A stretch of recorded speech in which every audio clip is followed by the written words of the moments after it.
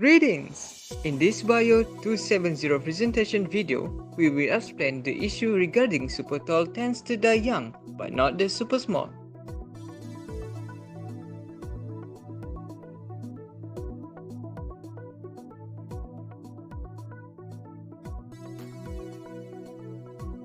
Before that, what I mean by we? Therefore, let me introduce my wise group members.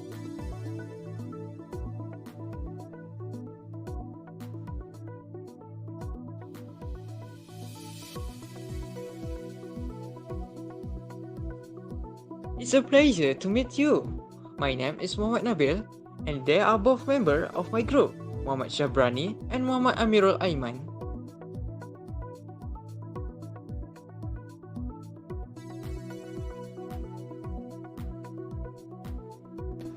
First thing first, let's take a look at the introduction. When we get into the intriguing world of human gigantism, it will reveal an enthralling mosaic of unusual stories and biological oddities.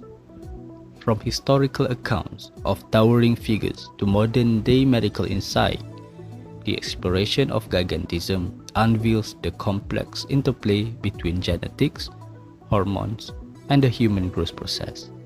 As we delve into this larger-than-life topic, let's unravel the narrative threads connecting us to previous cases, scientific breakthrough, and the intricate web of factors that contribute to the phenomenon of human gigantism and open the horizon of the question regarding the statement that people who are super tall are more at risk of dying than people of normal size. Gigantism is a rare medical condition characterized by excessive growth and height in individuals, often caused by an overproduction of growth hormone during childhood and adolescence. This abnormal secretion usually results from a tumor on the pituitary gland, which regulates hormone production. Individuals with gigantism can experience rapid growth, towering over peers, and may face various health challenges due to the imbalance in hormone levels. It's a compelling intersection of biology and health that underscore the intricacies of human development. According to a clinical professor at Indiana University, heart failure is the most common cause of death in this situation, adding that the heart is more stretched to supply this huge person with blood. Diabetes can also result from an excess of hormone that impedes the generation of insulin.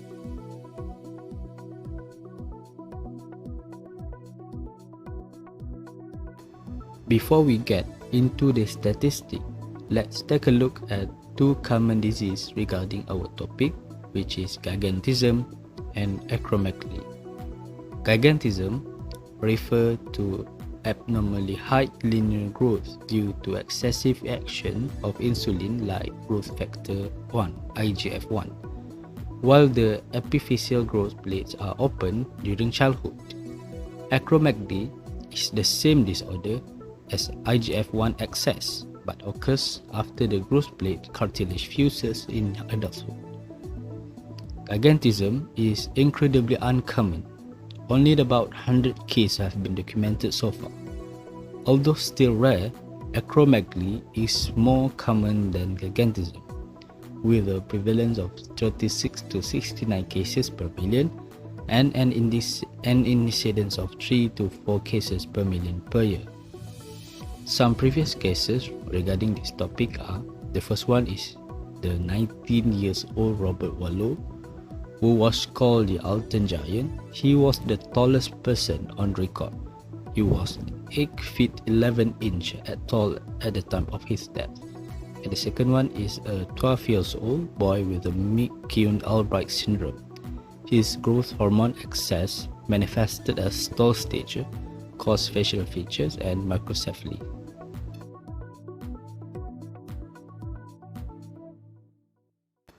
Why can it happen? First thing first, shorter bodies have fewer cells. Super tall people can have trillions more cells than super short people. This will allow for greater exposure and impact the cell from free radical and carcinogen.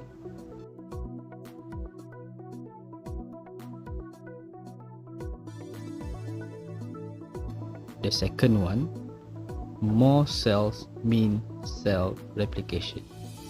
This means as people age, replacement cells may no longer be available to repair tissue and organ damage in taller people. Third, extra stress put on the heart.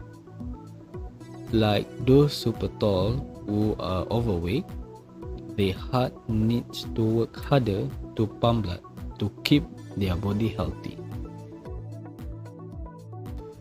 And the last one, cancer reproduction or growth.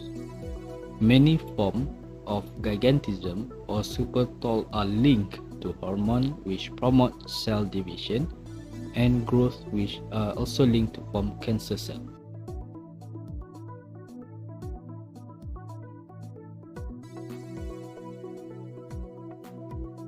Have you ever wondered how to identify if someone have gigantism? So let me explain. The way to identify a person with gigantism is through the symptom experienced by patients. Symptoms of gigantism. The main symptom is large body stature. They are delayed in puberty. Large body stature means with increased height compared to peers, abnormal enlargement of hands and feet, whitening of distal fingers and toes called pedal toes, and hand feel like soft bread dough. Second, changes in facial feature. That means enlarged forehead and jaw, pronounced underbite, spreading teeth, enlarged tongue, nose, and lips, plus oily skin. Next, let's discuss about common disease faced by gigantism. First, carpal tunnel syndrome. It means increasing tissue in the wrist can leading to nerve compressions. Second, arthritis. And the last one, headache. Last but not least, serious disease. Serious disease is serious conditions related to long-standing untreated gigantism. So, gigantism will face high blood pressure, diabetes mellitus, heart disease, including heart failure due to heart enlargement.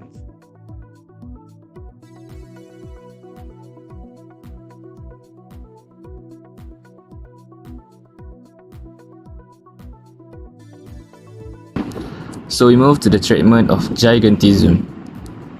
First, you need to have a good lifestyle, which is stop smoking or vaping, do exercise every day, eat healthy food full of nutrients, reduce consumption of sugar, fast food, and processed food, and the last one is lose weight if you overweight.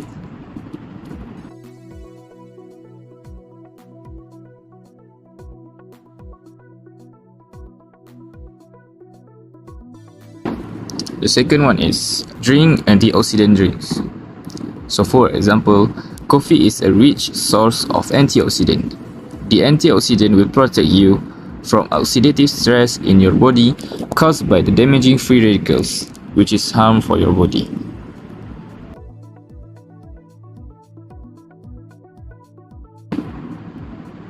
The third one treatment is medications intake.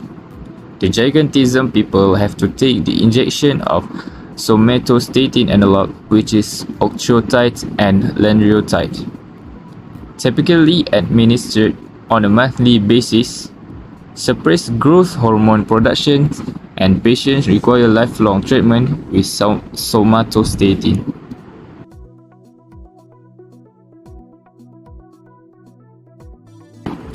The last one is radiation therapy, technique in which doctors aim a highly focused dose of radiation to the tumor.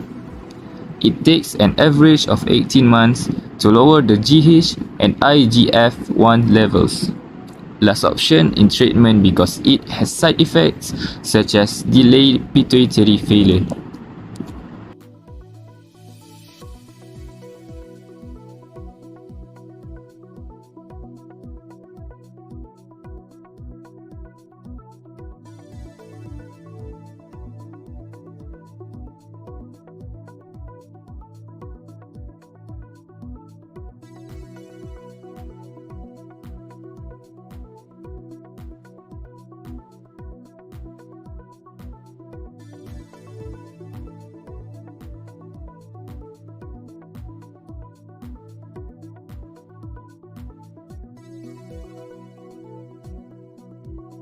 Thank you for listening to our explanations until the end.